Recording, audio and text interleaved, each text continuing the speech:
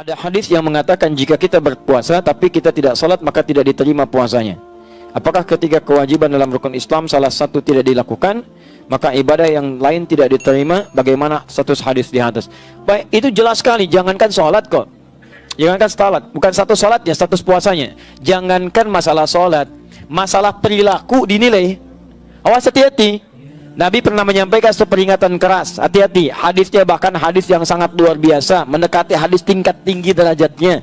Maka siapapun orang-orang yang puasa, yatruku ta'amahu wa syarabahu, meninggalkan makan minumnya, tapi dia mohon maaf tidak terputus dengan qaulaz zur, kata-kata yang kotor, yang jorok, perbuatan yang tercela, fala yahtaju lillahi ila siyamihi, maka Allah tidak butuh pada puasanya. Bahasanya begitu. Kata Allah, saya nggak butuh, ngapain kamu puasa? Saya nggak butuh. Kau puasa aja nggak saya terima, ngapain kamu puasa?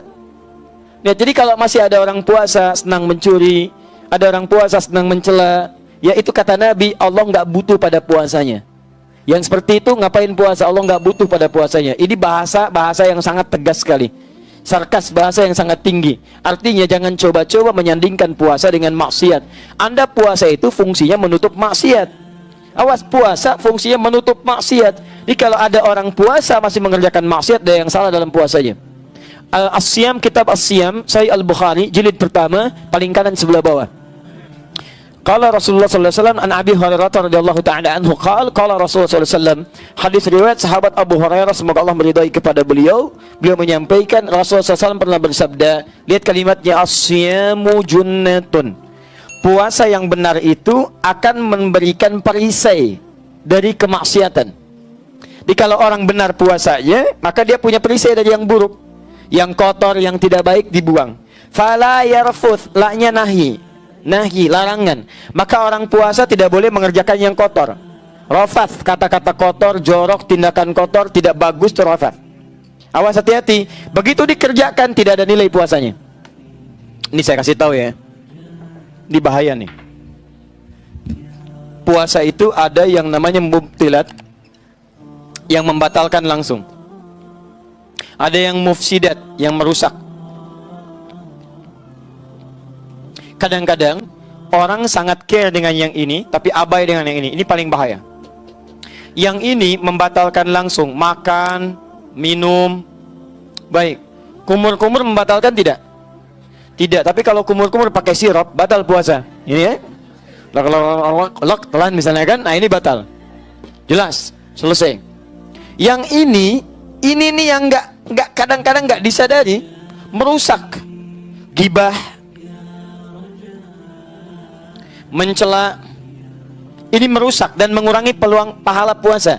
Lihat, kalau ini 100%, Anda misalnya makan, ya, ini batal puasa, jelas hilang 100. Yang ini yang bahaya. Misal, gibah, 50% pahala hilang. Mencela, 50% hilang. Menuduh, 50% lagi. Awas, hati-hati. Awas, hati-hati. Setelah itu misalnya, mohon maaf, berdusta, 25% misal. 50, 100, tambah 75, minus 75. Anda bukan cuma kehilangan puasanya, tapi Anda menghadirkan dosa 75%. Wala yajhal, jangan melakukan tindakan yang bodoh. Yajhal itu bisa maksiat, ya, dari kata jahala. Orang berbuat maksiat disebut jahala. Quran surah keempat An-Nisa ayat 17 sampai 18 ya. Innamat taubatu 'ala Allahi lil ladzina ya'maluna su'an bijahalatin. Banyak orang bermaksiat pengen tobat karena mengerjakan perbuatan salah, jahalah. Jahalah itu jenisnya dua. Ya, jenisnya dua. Yang pertama karena tidak tahu. Dia tidak tahu kalau menikmati gosip itu dosa. Tidak tahu, diberitahu, kamu tinggalkan. Itu jahalah. Yang kedua, sudah tahu salah, dikerjakan. Ya, awas, hati-hati, es batu ditiupin. Ya, jadi sudah tahu salah, dikerjakan sama dia. Mohon maaf, itu gosip salah. Memang salah tahu, tapi dinikmati. Itu jahalah namanya. Yang kedua, jahalah itu artinya tidak terkait dengan maksiat yang tidak diketahui, tapi perbuatan dosa sih enggak. Cuman menurunkan kehormatan sehingga menyebabkan orang lain berdosa. Misal, Fikri berapa tahun kemarin usianya? 7 tahun. Dia punya sepeda, misalnya sepeda Fikri, sepeda 7 tahun. Tiba-tiba bapaknya, Pak Teddy, pakai sepedanya Fikri. keliling hamba pakai sepeda Fikri, titik belakang. Orang dosa sih enggak, cuman orang heran, itu siapa? Gitu kan? Atau ada orang kakek usia 70 tahun misalnya, pakai sepeda cucunya yang 5 tahun keliling komplek. Dosa sih enggak, cuman orang pada bergibah, itu siapa? Iya ya, nggak ada kerjaan, ya atau memang kerjaannya itu atau kurang sehat mungkin ya. Kalimat-kalimat tuh mengalir, akhirnya jadi tuduhan. Itu yang menyebabkan orang lain berdosa. Itu yang disebut dengan jahalah. Kata Nabi, fala yarfuth wala yajhal.